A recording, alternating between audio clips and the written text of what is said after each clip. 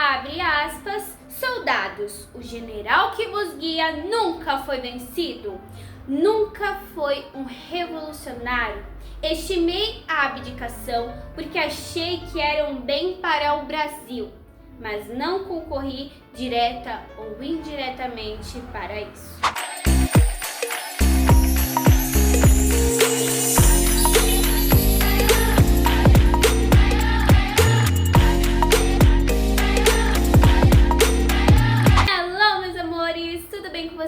Pra quem não me conhece, eu sou a Bia Matos e se você não é inscrito, não esquece de se inscrever e ativar o sininho para receber a notificação de vídeos novos todos os dias.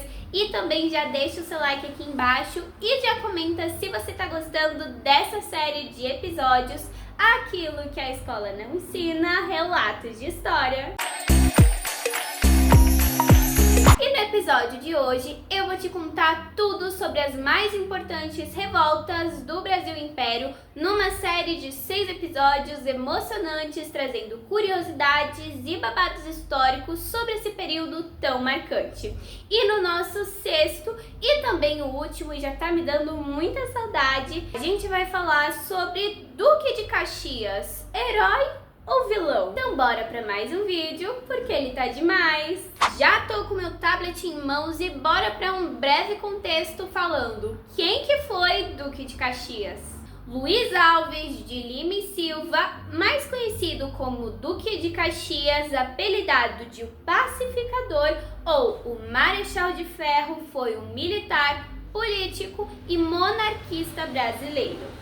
Caxias seguiu uma carreira militar assim como seus pais e tios, nascido em 25 de agosto de 1803, em Valença, Rio de Janeiro. Marechal do campo do exército português, sendo lembrado como um grande herói da monarquia brasileira e um pacificador de importantes revoltas, tais como a Farroupilha e a Balaiada. Inclusive, a gente já tem vídeo dessas duas revoltas, que são o episódio 1 e o episódio 3. Para muitos historiadores e pesquisadores, Duque de Caxias é considerado o militar mais importante da história brasileira, comandando o exército brasileiro no Paraguai, além de se tornar senador do Império, ministro de guerra e presidente do Conselho de Ministros, sendo considerado um dos grandes e mais importantes heróis nacionais. Com uma breve outra contextualização, o Conselho de Ministros é um cargo importantíssimo numa monarquia constitucional, que é o tipo de monarquia que pode existir no Brasil. E esse Conselho de Ministros, ele vai funcionar basicamente como quem vai coordenar todas as propostas. Basicamente o nosso STF, mas só que monarquista. E basicamente esse ministro tem muito poder e influência sobre os demais deputados e é ele que comanda quais que serão as pautas discutidas e é ele que tem meio que o poder-chave. Aprova ou não aprova? Para um português, um rico, um político, ou para os gananciosos de plantão, um herói.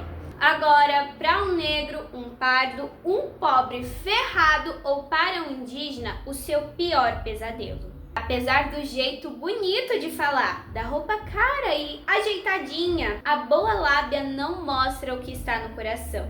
Um ganancioso em busca de mais e mais poder, um homem que usa de todas as formas para conseguir o que deseja e para reprimir os seus opositores, visto como meros obstáculos a serem derrubados, seja na conversa, seja na bala. Alguns pontos importantes e de mais destaque de Duque de Caxias é que ele foi a única pessoa durante o reinado de Dom Pedro II a receber o título de Duque. E o título de Duque é um título importantíssimo, é um título de muito dinheiro e de muitas honrarias, ou seja, ele foi considerado uma pessoa extremamente importante pelo Império. Além disso, ele ensinou esgrimas e artes marciais para Dom Pedro II, futuramente se tornando um de seus amigos mais próximos e íntimos. Segundo Thomas Wirrigan, aprendeu a arte de dar ordens, imaculado em suas vestimentas, ele era de fala mansa, educado e sem problemas no controle de si mesmo. Parecia irradiar calma, compostura e autoridade. No site, a Galeria de Racistas, inclusive, se vocês puderem buscar por esse site, vocês vão encontrar várias informações sobre outras figuras históricas que de boazinhas não tem nada. Possui uma lista de série de monumentos de figuras no Brasil que cometeram crimes contra a humanidade. Um exemplo disso é a maneira como Luiz Alves agiu na Farroupilha, revolta majoritariamente branca, resolvendo o conflito de maneira pacífica. Ou, ao contrário, na Balaiada, onde prevaleciam quilombolas, usou a violência e abusou de seu poder para supostamente proteger a soberania imperial. Esse último, inclusive, possui uma cidade chamada Duque de Caxias, onde a repressão liderada por ele matou cerca de 10.000 pessoas. Na Revolução Farroupilha, as negociações traíram um grupo de soldados negros que se juntaram à revolta com a falsa promessa de que seriam libertos em caso de ganharem essa batalha.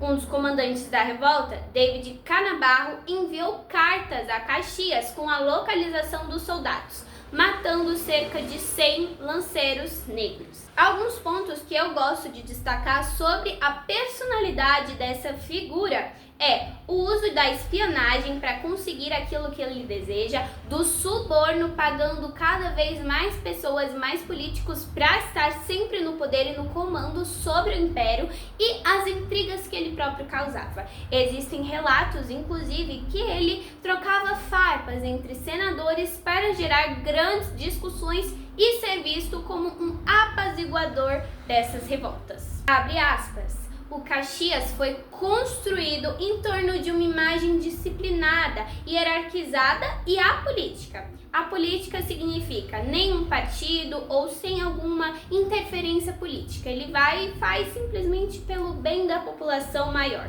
É um tipo de exército mais violento que vai ser exaltado em 1920. E agora, qual é a imagem que quer passar do exército? Afirma Camila Fogaça.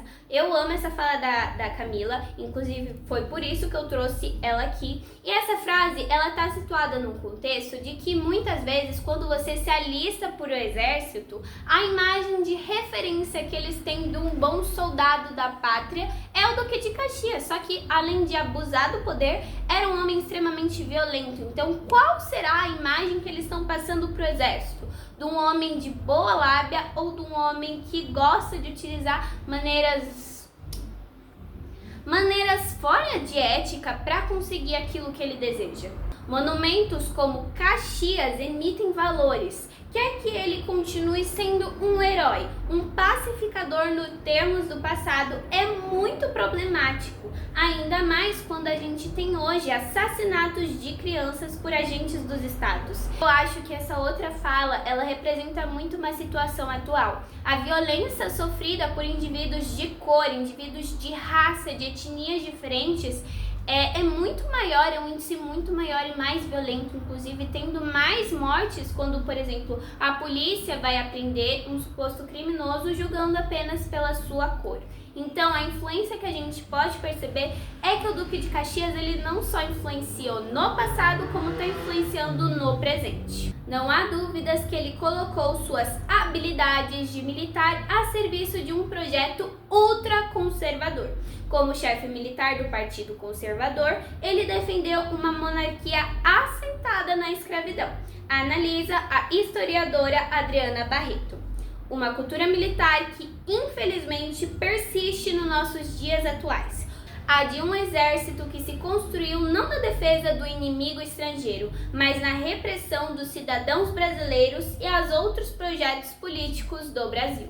É verdade. A história é sempre feita em relação ao presente. Então, o presente olha para o passado, vê aquelas ações como erradas, criminosas e incompatíveis com a Carta Constitucional vigente de 1988 para a sociedade. Portanto, essa figura não pode estar no pedestal como um herói que inspira a sociedade, como uma Constituição que condena a escravidão e crimes de guerra. Ter um herói nacional como Caxias é uma grande contradição, afirma Jorge Santana.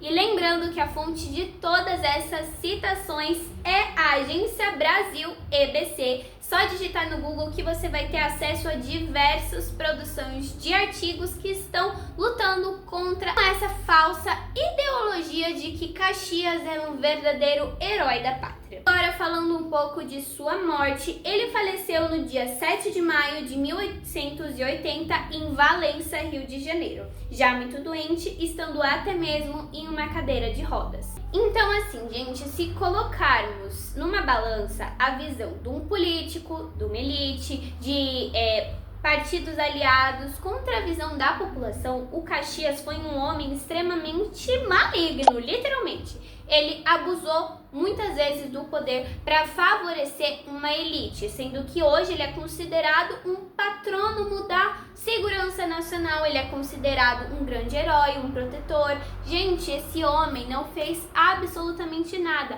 ele só soube usar a boa lábia que ele tinha e o bom conhecimento intelectual que ele tinha para conseguir aquilo que ele desejava. E sendo sincera com vocês, para mim, durante o período regencial, por exemplo, quem teve mais poder foi o Duque de Caxias do que o próprio imperador, do que os próprios regentes que estavam comandando na época. Ele chegava, fazia o que bem entendia, utilizava das suas próprias ordens para conseguir aquilo que era do seu próprio interesse.